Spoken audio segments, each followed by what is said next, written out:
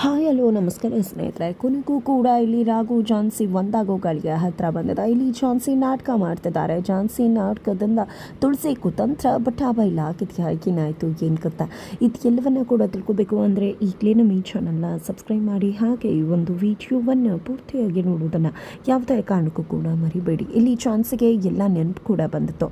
ಇನ್ನೇನು ರಾಘು ಝಾನ್ಸಿ ಕುತ್ತಿಗೆಗೆ ತಾಳಿ ಕಟ್ಟಬೇಕು ಅಷ್ಟರಲ್ಲಿ ಝಾನ್ಸಿ ಪ್ರಜ್ಞೆ ತಪ್ಪಿ ಬೀಳ್ತಾಳ. ಆ ಒಂದು ಟ್ಯಾಬ್ಲೆಟ್ನ ತಗೊಬೇಕಾಗತ್ತೆ. ಆದರೆ ಝಾನ್ಸಿಯ ಟ್ಯಾಬ್ಲೆಟ್ನ ತಗೊಂಡಿರುವುದಿಲ್ಲ. ಗಂಟೆನಾದದ ಶಬ್ದಕ್ಕೆ ಇಲ್ಲಿ ಝಾನ್ಸಿಯ ಹಾಗೆ ಪ್ರಜ್ಞೆ ತಪ್ಪಿದ್ದಾಗನೇ ಝಾನ್ಸಿಯನ್ನು ಮನೆ ಕರ್ಕೊಂಡು ಬರಲಾಗತ್ತೆ. ಝಾನ್ಸಿ ಬದುಕನ್ನು ಸರಿಪಡಿಸಪ್ಪ, ರಾಘು ಝಾನ್ಸಿಯನ್ನು ಒಂದು ಮಾಡಪ್ಪ ಅಂತ ದೇವರು ಕೇಳ್ಕೊತಾರೆ. ದೇವ್ರ ಹತ್ರ ಸಂಪತ್ ಕುಮಾರ್ ಅವರು ಕೇಳ್ಕೊತಾರೆ. ತದನಂತರ ಇಲ್ಲಿ ಝಾನ್ಸಿಗೆ ಎಚ್ಚರ ಆಗುತ್ತೆ. ಎಚ್ಚರ ಆಗ್ತಿದ್ದಾಗೆ ತುಳಸಿಯವರು, ಪ್ರಣವ್, ರಾಘು ಎಲ್ಲರೂ ಕೂಡ ಇದ್ದಾರೆ. ಇದರ ನಡುವೆ ಝಾನ್ಸಿ ಎಚ್ಚರ ಆಗಿದೆ. ತಾತ ನಾನು ಎಲ್ಲಿದ್ದೀನಿ ಅಂತ ಪ್ರಶ್ನೆ ಮಾಡ್ತಾಳೆ. ನೀನು ನಮ್ಮನೇಲೇ ಇದೆಯಮ್ಮ ಅಂತ ಹೇಳಿ ತಾತ ಹೇಳ್ತಾರೆ. ನಂತರ ರಾಘುವನ್ನು ನೋಡಿದೆ, ಈ ಡ್ರೈವರ್ ಯಾಕೆ ನನ್ನ ಬೆಡ್ರೂಮಿಗೆ ಬಂದಿದ್ದಾನೆ, ನಿಜಕ್ಕೂ ನಿನ್ನಂಥವ್ರಿಗೆಲ್ಲ ಯಾರು ಪ್ರವೇಶ ಕೊಟ್ಟಿದ್ದು, ಇಲ್ಲಿಗೆ ಎಂಟ್ರಿ ಕೊಟ್ಟಿದ್ದು, ಮೊದಲು ಇಲ್ಲಿಂದ ಹೊರಡ್ತಾರು ಅಂತ ಹೇಳಿ ರಾಘುವನ್ನು ಅವಮಾನ ಮಾಡಿಬಿಡ್ತಾಳೆ ಝಾನ್ಸಿ. ಇದರಿಂದ ಕುಸಿತಕ್ಕೊಳಗಾಗ್ತಿದ್ದಾರೆ ರಾಘು. ನಿಜಕ್ಕೂ ತನ್ನ ಹೆಂಡತಿಗೆ ಎಲ್ಲ ಪ್ರಜ್ಞೆ ಬಂತು, ಎಲ್ಲ ಸರಿ ಹೋಯಿತು ಅಂದ್ಕೊಳ್ಳೋ ಅಷ್ಟರಲ್ಲಿ ಮತ್ತೆ ಇಲ್ಲಿ ಝಾನ್ಸಿಗೆ ಪ್ರಜ್ಞೆ ಹೋಗಿದ್ದು ರಾಘುಗೆ ಆಘಾತವನ್ನುಂಟು ಮಾಡುತ್ತೆ. ಆದರೆ ತುಳಸಿ, ಪ್ರಣವ್ ಖುಷಿ ಆಗ್ತಾರೆ. ತಾತನಿಗೂ ಕೂಡ ಆಘಾತ ಆಗುತ್ತೆ. ಏನಿದು ನನ್ನ ಮೊಮ್ಮಗಳಿಗೆ ಎಲ್ಲ ನೆನಪು ಬಂದು ಮತ್ತೆ ಹೊರಟೋಯ್ತಲ್ಲ ಅಂತ ಹೇಳಿ. ಇದರ ನಡುವೆ ರಾಘು ತುಂಬ ವಿಚಾರದಿಂದ ಹೊರಗಡೆ ಹೋಗ್ತಾರೆ. ಅತ್ತ ಕಡೆ ರಾಘು ಮನೆಯಲ್ಲಿ ದುಡುಮ ಬಂದಿದ್ದೆ ಮಂಜುಳವ್ರನ್ನ ಪ್ರಶ್ನೆ ಮಾಡ್ತಿದ್ದಾರೆ, ಪಲ್ಲವಿಯನ್ನು ಪ್ರಶ್ನೆ ಮಾಡ್ತಿದ್ದಾರೆ. ಏನು ನಮ್ಮ ಮನೆಯಲ್ಲಿ ಆಗ್ತಿರೋ ವಿಷಯ ಅಕ್ಕಪಕ್ಕದವರಿಂದ ಗೊತ್ತಾಗಬೇಕಾ, ಮೂರನೇ ವ್ಯಕ್ತಿಯಿಂದ ಗೊತ್ತಾಗಬೇಕಾ ಅಂತ ಹೇಳ್ತಿದ್ದಾರೆ. ಏನಾಯಿತು ಅಂತ ಕೇಳ್ತಿದ್ರ ದೊಡ್ಡಪ್ಪ, ಈ ರೀತಿ ಮಾತಾಡ್ತಿದ್ರ ಅಂತ ಹೇಳಿ ಪಲ್ಲವಿ ಕೇಳಿದಾಗ, ಇನ್ನೇನಮ್ಮ ನೀನು ಇಲ್ಲಿಗೆ ಬಂದಿರೋದು ಅಣ್ಣನ ಮನೇಲಿ ಇರಬೇಕು ಅಂತಾನ, ಅಥವಾ ಗಂಡ ನಿನ್ನನ್ನು ಹೊರಗಡೆ ಕಳಿಸಿರೋದಾ, ದಯವಿಟ್ಟು ಹೇಳು. ಅಕ್ಕಪಕ್ಕ ಜನರೆಲ್ಲ ಮಾತಾಡ್ಕೊತಿದ್ದಾರೆ, ಪಲ್ಲವಿ ಗಂಡನ ಮನೆ ಬಿಟ್ಟು ಬಂದಿದ್ದಾಳೆ, ಅವರು ಓಡಿಸಿದ್ದಾರೆ ಅಂತ. ಏನಿದಲ್ಲ, ನಮ್ಮ ಹತ್ರನೇ ಯಾಕೆ ವಿಷಯನ ಮುಚ್ಚಿಟ್ರಿ ಅಂತ ಹೇಳಿ ದೊಡ್ಡಮ್ಮ ಪ್ರಶ್ನೆ ಮಾಡ್ತಾರೆ.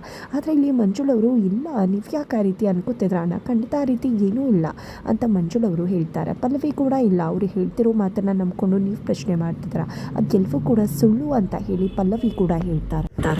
ನಂತರ ಇಲ್ಲಿ ನಿಜ ಹೇಳ್ರಮ್ಮ, ನಮ್ಮ ಹತ್ರ ಸುಳ್ಳು ಹೇಳ್ಬಿಡಿ. ನೋಡು ಪಲ್ಲವಿ, ನೀನು ಮನೆಗೆ ಬಂದಾಗಿಂದ ನಿಮ್ಮ ಅತ್ತೆ ಮಾವ ಬಂದು ಕಾಲ್ ಮಾಡಿಲ್ಲ, ನಿನ್ನ ಗಂಡ ಕೂಡ ಕಾಲ್ ಮಾಡಿಲ್ಲ, ನಮ್ಗೆ ಅರ್ಥ ಆಗೋದಿಲ್ವಾ, ಫೋನ್ ಕೂಡ ಯಾವುದೋ ಮೂಲೆಯಲ್ಲಿ ಬಿದ್ದದ.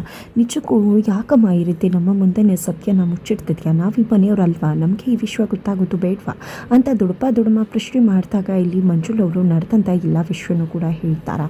ಪಲ್ಲವಿನ ಉಡುವೆ ಡ್ಯೂಪ್ಲಿಕೇಟ್ ಅಂತ ಹೇಳಿ ಮನೆಯಿಂದ ಹೊರಗಡೆ ಕಳಿಸಿದ್ದು.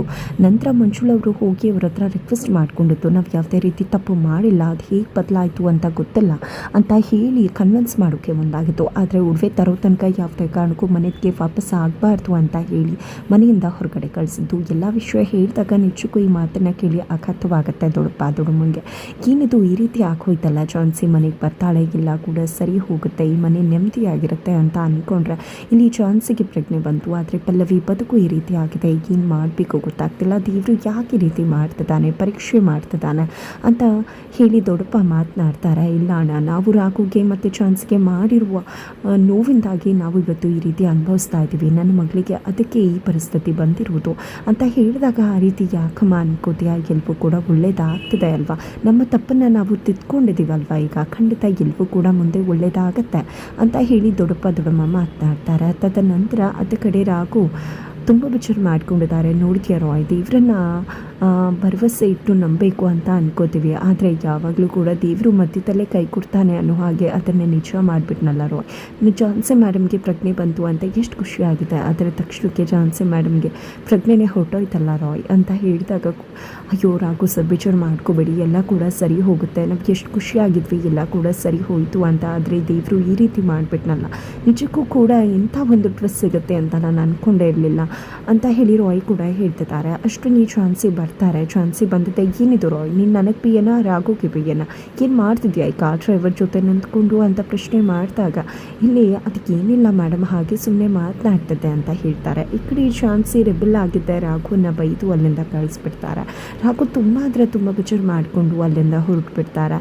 ತದನಂತರ ಇಲ್ಲಿ ರಾಯ್, ಏನು ಮೇಡಮ್ ನಿಮಗೆ 7 ತಿಂಗಳಲ್ಲಿ ಏನೂ ಕೂಡ ನೆನಪಿಲ್ವಾ, ಎಲ್ಲ ಮರ್ತು ಹೋಗಿತ್ತಾ ಅಂತ ಹೇಳಿ ಪ್ರಶ್ನೆ ಮಾಡಿ ಮಾಡಿದಾಗ ಏನು ನೆನಪಾಗಬೇಕಿತ್ತು ರಾಯ್, ರಾಘು ನನ್ನ ಗಂಡ ಅಂತ ನೆನಪಾಗಬೇಕಿತ್ತ ನನಗೆ. ಅಂದ ತಕ್ಷಣ ರಾಯ್ಗೆ ಶಾಕ್ ಆಗುತ್ತೆ. ಏನು ಮೇಡಮ್ ನಿಮಗೆ ನೆನಪಿದೆಯಾ ಅಂತ ರಾಯ್ ಕೇಳಿದ್ದಕ್ಕೆ ನನಗೆ ಕೆಲವು ಕೂಡ ನೆನಪಿದೆ ರಾಯ್, ಏನು ನೆನಪಿರಬಾರ್ದಿತ್ತು ನನಗೆ ಮತ್ತು ರಾಘುಗೆ ಕಾಂಟ್ಯಾಕ್ಟ್ ಮ್ಯಾರೇಜ್ ಆಗಿತ್ತು. ನಂತರ ರಾಘು ಮೇಲೆ ನನಗೆ ಪ್ರೀತಿ ಆಗಿತ್ತು. ನಾನು ರಾಘು ಪಡ್ಕೋಬೇಕು ಅನ್ನೋ ಕಾರಣಕ್ಕೆ ಅವರ ಮನೆಗೆ ಹೋಗಿತ್ತು. ಅನಿತಾ ರಾಘು ಮದುವೆ ಮಾಡಬೇಕು ಅಂತ ಮನೆಯವ್ರು ಅಂದ್ಕೊಂಡಿತ್ತು. ನಂತರ ರಾಘು ಅನಿತಾನ ಮದುವೆ ಆಗೋಕ್ಕೆ ಹೋಗಿತ್ತು. ನಂತರ ನನಗೂ ಅವನಿಗೂ ಡಿವೋರ್ಸ್ ಆಗಿತ್ತು. ರಾಘು ಅನಿತಾನ ಮದುವೆ ಆಗದೆ ಬಿಟ್ಟು ಬಂದಿತ್ತು ನನಗೋಸ್ಕರ. ತದನಂತರ ನನಗೆ ಆಕ್ಸಿಡೆಂಟ್ ಆಗಿತ್ತು.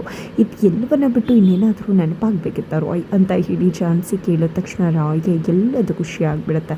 ಮೇಡಮ್ ನಿಮಗೆ ಎಲ್ಲವೂ ಕೂಡ ನೆನಪಿದೆಯಾ, ಆದರೂ ಕೂಡ ಏನಕ್ಕೆ ಮೇಡಮ್ ಈ ರೀತಿಯಾಗಿ ನೀವು ನಾಟಕ ಮಾಡ್ತಿದ್ದೀರಾ, ರಾಘು ಸರ್ ಎಷ್ಟು ಬೇಜಾರು ಮಾಡಿಕೊಂಡು ಹೋದು ಗೊತ್ತಾ ಅಂತ ಹೇಳಿ ರಾಯ್ ಕೇಳಿದ್ದಕ್ಕೆ, ಕೆಲವೊಮ್ಮೆ ಈ ನಾಟಕನ ಮಾಡಬೇಕಾಗುತ್ತೆ ರಾಯ್, ನನಗೆ ಅರ್ಥ ಆಗುತ್ತೆ ನನ್ನ ಯಜಮಾನಿಗೆ ಎಷ್ಟು ನೋವಾಗ್ತದೆ ಅಂತ.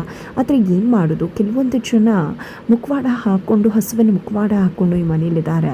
ಅವರು ಮುಖವಾಡನ ತೆಗಿಬೇಕು ಅಂದರೆ ನಾನು ಕೂಡ ನಾಟಕ ಮಾಡಲೇಬೇಕಾಗತ್ತಲ್ವ. ಕೆಲವೊಮ್ಮೆ ನಾವು ನಾಟಕ ಮಾಡೋದ್ರ ಮುಖಾಂತರ ಕೆಟ್ಟ ಒಂದು ಬುದ್ಧಿ ಹೊಂದಿರತಕ್ಕಂಥವ್ರನ್ನು ಹೊರಗಡೆ ತೆಗಿಬೇಕಾಗತ್ತೆ, ಅವರ ಪಿತೂರಿಯನ್ನು ಆಚೆ ತೆಗಿಬೇಕಾಗುತ್ತೆ.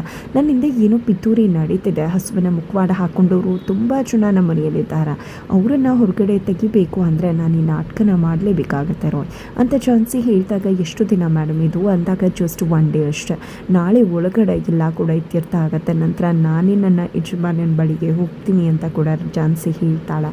ಇತ್ತ ಕಡೆ ಮಿಥುನ್ ಪಲ್ಲವಿಗೋಸ್ಕರ ಬ್ರೀಫ್ಕೇಸ್ ಸಮೇತ ಮನೆಗೆ ಬಂದಿದ್ದಾರೆ. ಎಲ್ರಿಗೂ ಮಿಥುನ್ ಬಂದಿದ್ದು ತುಂಬಾ ಖುಷಿ ಆಗುತ್ತೆ. ತದನಂತರ ನಿಮ್ಮನ್ನು ಹೇಗಿದ್ರ ಅಂತ ಕೇಳೋದಿಲ್ಲ, ಬಿಕಾಸ್ ನಿಮಗೆ ಪ್ರಾಬ್ಲಮ್ ನಾವೇ ಮಾಡಿದ್ದೀವಿ ಅಂದಮೇಲೆ ನಿಮ್ಮನ್ನು ಹೇಗಿದ್ರ ಅಂತ ಹೀಗೆ ಕೇಳಲಿ ಅಂತ ಮಿಥುನ್ ಹೇಳ್ತಾರೆ.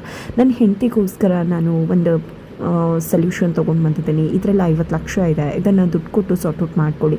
ಈ ಒಳ್ಳೆ ವಿಷಯ ನಾನು ಮಾತಾಡೋಕ್ಕೆ ಹೋಗೋದಿಲ್ಲ, ದಯವಿಟ್ಟು ಇದನ್ನು ಸುಮ್ಮನೆ ಡ್ರ್ಯಾಗ್ ಮಾಡೋದು ಬೇಡ, ನಮ್ಮ ಮನೆಯವರನ್ನು ಕರೀರಿ, ನಾನೇ ಕರ್ಕೊಂಡು ಬರ್ತೀನಿ, ಅವರು ದುಡ್ಡಿನ ವಿಷಯದಲ್ಲಿ ಡೀಲ್ ಮಾಡ್ತಾರಂತೆ ಅಂತ. ನಂತರ ಈ ದುಡ್ಡನ್ನು ಕೊಟ್ಟು ಪಲ್ಲವಿನ ನನ್ನ ಜೊತೆ ಕಳಿಸ್ಕೊಡಿ ಅಂತ ಮನೆಯವರನ್ನು ರಿಕ್ವೆಸ್ಟ್ ಮಾಡ್ತಾರೆ. ಮನೆಯವ್ರು ಎಲ್ಲರೂ ಕೂಡ ನಿಜಕ್ಕೂ ಮಿಥುನ್ ಋಣಭಾರಕ್ಕೆ ಜೋತು ಬೀಳಬೇಕಾಗಿದೆ. ಈ ಕಡೆ ಋಣಭಾರ ಏನಿಲ್ಲ, ಯಾಕಂದರೆ ಪಲ್ಲವಿ ಅಂತ ಒಂದು ಒಳ್ಳೆ ಹೆಂಡತಿ ನಾನು ಕೊಟ್ಟಿದ್ದೀರಾ ಅಂತ ಹೇಳಿ ಮಿಥುನ್ ಹೇಳ್ತಾರೆ.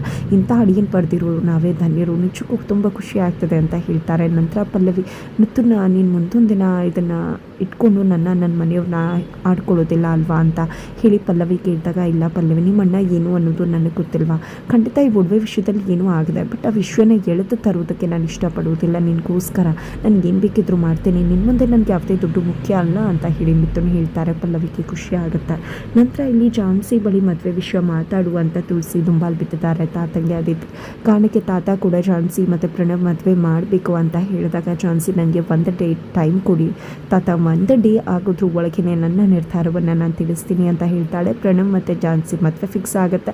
ಆ ಒಂದು ಮದುವೆ ದಿನವೇ ರಾಘು ಮತ್ತು ಝಾನ್ಸಿ ಮದುವೆ ಮಗದೊಮ್ಮೆ ನಡೆಯುತ್ತೆ. ಸುಮಿತ್ರಾ ಅವರ ಎದುರಲ್ಲೇ ನಡೆಯುತ್ತೆ. ಸುಮಿತ್ರಾ ಅವರು ಕೂಡ ಮನೆಗೆ ಬರ್ತಾರೆ, ತುಳಸಿ ಅವರು ಜೈಲಿಗೆ ಹೋಗ್ತಾರೆ. ಹಾಗಿದ್ರೆ ಹೇಗಿರುತ್ತೆ ಅಂತಿಮ ಸಂಚಿಕೆ ತಿಳ್ಕೊಬೇಕು ಅಂದರೆ ಮುಂದಿನ ವೀಡಿಯೋಗೆ ವೇಟ್ ಮಾಡೋದನ್ನು ಮರಿ.